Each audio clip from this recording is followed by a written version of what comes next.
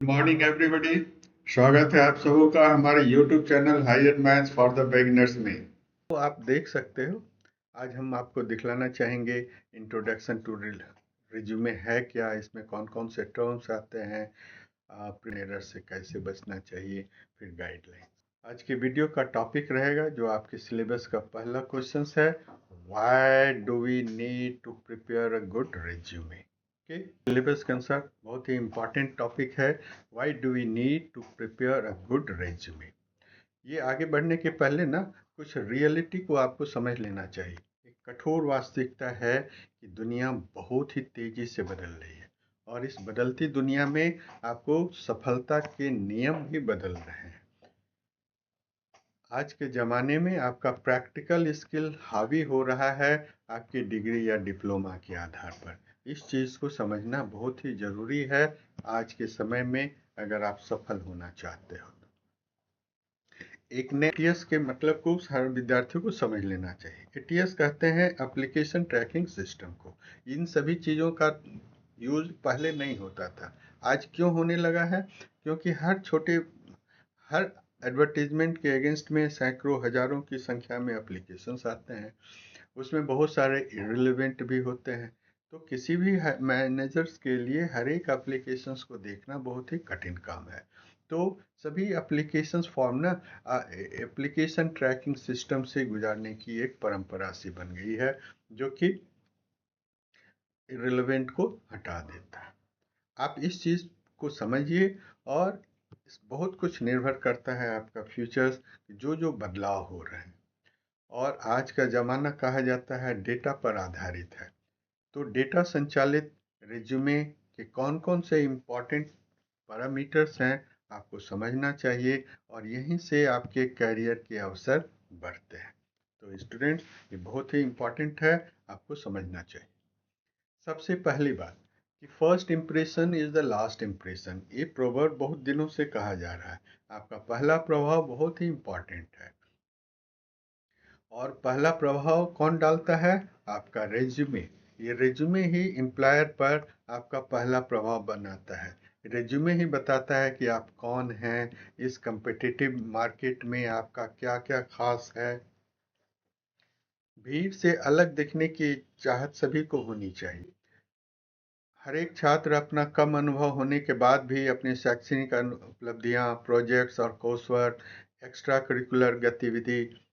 Extra curricular का मतलब जो ये प्रोजेक्ट्स वर्क है सिलेबस में वो तो लिखते ही हैं आप, इसके अलावे भी जैसे आपने स्पोर्ट्स में भाग लिया, कॉलेज में डिबेट्स में भाग लिया, और भी ऐसी कुछ कुछ चीज़ें हैं। वॉलंटियर वर्क, कुछ सोशल वर्क में अगर आपने भाग लिया है, कुछ और भी skills, communication skill, team work, technical skills अगर आप हैं, तो इन सभी चीज़ों को हाईलाइट करना चाहिए।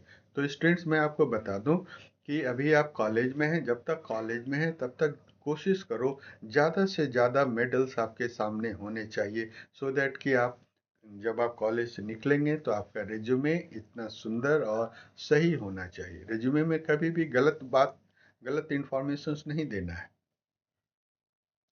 हर एक विद्यार्थी का एप्लीकेशन जब आप अप्लाई करते हैं तो उसका अंतिम लक्ष्य क्या है? You must get the interview opportunity. आपको जब इंटरव्यू के लिए बुलाया ही नहीं जाएगा तो फिर सिलेक्शन कैसे होगा? रेज्यूमे ही ये इम्पॉर्टेंट साक्षात्कार का जो अवसर है ना, वो सुरक्षित करने में मदद करता है। आप कह सकते हो कि एक बढ़िया रेज्यूमे ही आपका प्रवेश द्वार खोलता है। इंटरव्यू रूम का गेट खोलने का काम कौन करता है? आपका रेज्यूमे। आपका हर एक एम्प्लॉयर रेज्यूमे को ही पहले देखता है और उसको फिल्टर के रूप में प्रयोग करता है, और तब वो सोचता है कि कौन कौन से कैंडिडेट चयन प्रक्रिया में आगे बढ़ेगा। हायरिंग मैनेजर्स की वास्तविकता को समझ लीजिए। वो 30-40 रिज्यूमे की समीक्षा करने के बाद मात्र 3-4 उम्मीदवारों को चयन करता है जो सभी तरह से उपयुक्त होता है। एक स्पष्ट और अच्छी तरह से लिखा हुआ रिज्यूमे हायरिंग मैनेजर्स का समय बचाता है, एक अच्छा इंप्रेशन देता है, और यहीं से इस कम्पिटिटिव मार्केट में आपकी पहचान बनती है। हर एक को मालूम होना चाहिए कि रिज्यूमे आपका पर्सनल ब्रांड है। ब्रांड का क्या मतलब? आए दिन आप मार्केट जाते हो तो ब्रांडेड क्लॉथ्स खरीदते हैं, ब्रांडेड जूते खरीदते हैं, उसी तरह से आपका अपना ब्रांड आपका रिज्यूमे बताता है। आपका ब्रांड बताता है कि आप में कौन कौन से स्पेशल स्किल्स हैं, कौन कौन सी उपलब्धियां हैं, अचीवमेंट है, क्या क्या योग्यताएं हैं। इन सभी चीज़ों को उजागर करना चाहिए और ध्यान रखें कि वह नियोक्ता की ज़रूरत के अनुरूप हो तो ज़्यादा अच्छी बात है। अपने रिज्यूमे में ज़रूर लिखिए कि आपने कौन-कौन से प्रोजेक्ट्स वर्क को पूरा किया, किस-किस मौके पर आपने अपने टीम को लीड किया। स्टूडेंट से लीडरशिप क्वालिटी ना बहुत ही इम्पॉर्टेंट होता है। खेल प्रतियोगिता या अन्य जगहों पर अगर आपने कभी कोई मेडल लाया है, इन सभी चीज़ों का उल्लेख खूब अच्छी तरह से करना चाहिए। एक बार फिर बतला दें, अभी कॉलेज के दिनों में आप ज़्यादा से ज़्यादा मेडल लाना, सर्टिफिकेट लाना, इस पर ध्यान दीजिए सो दैट कि आप आने वाले समय में अपने रिज्यूमे में लिख सकते हो। अपना रिज्यूमे हमेशा रिलेवेंट कीवर्ड से स्टार्ट करना चाहिए। इन सभी काम को करने से एटीएस से गुजरने में आपको मदद मिलती है। हम अपने स्टूडेंट्स का ना सामान्य गलती जो प्रायः विद्यार्थी करता है उसके बारे में हम ध्यान करना चाहेंगे कि देखो ग्रामर का छोटा छोटा सा गलती, स्पेलिंग एरर, इन सभी चीज़ों से बचना चाहिए। छोटा सा टाइपिंग एरर भी होता है ना, तो इससे आपका इम्प्रेशन खराब हो जाता है, वो आपको अयोग्य ठहरा सकता है। इसलिए मेरा सुझाव रहेगा कि अपने रिज्यूमे को फॉरवर्ड करने के पहले उसको बार बार पढ़ लीजिए, उसका प्रूफ रीडिंग करना बहुत ही ज़रूरी है।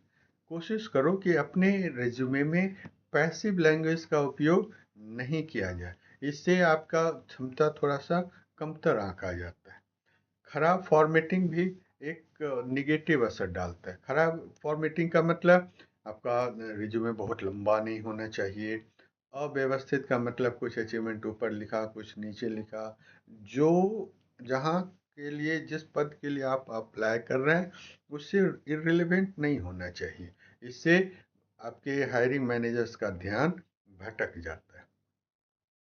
सो हमारा सुझाव रहेगा कि बढ़िया रिज्यूमे बनाने के लिए हमेशा एक्टिव लैंग्वेज का यूज़ कीजिए। प्रभाव दिखाने के लिए बुलेट पॉइंट्स को यूज़ कीजिए। हमेशा कोशिश कीजिए आप अपने लाइन में लिखने के लिए मैंने ये चीज़ को हासिल किया, मैंने इसे एक्सक्यूट किया, मैंने इसे ट्रांसफॉर्म किया। ऐसे ऐसे शब्द लिखने से ये बहुत अच्छा प्रभाव पड़ता है।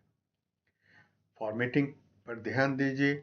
एक रूप फॉन्ट्स होना चाहिए, ऐसा नहीं कि कुछ लाइंस में 12 पॉइंट फॉन्ट है, किसी में 14 पॉइंट का फॉन्ट है। इससे भी अच्छा असर नहीं पड़ता। दो लाइन के बीच का स्पेसिंग सेम रहना चाहिए या रिलेवेंट होना चाहिए। इन सभी चीज़ों से हायरिंग मैनेजर्स पर एक अच्छा प्रभाव पड़ता है।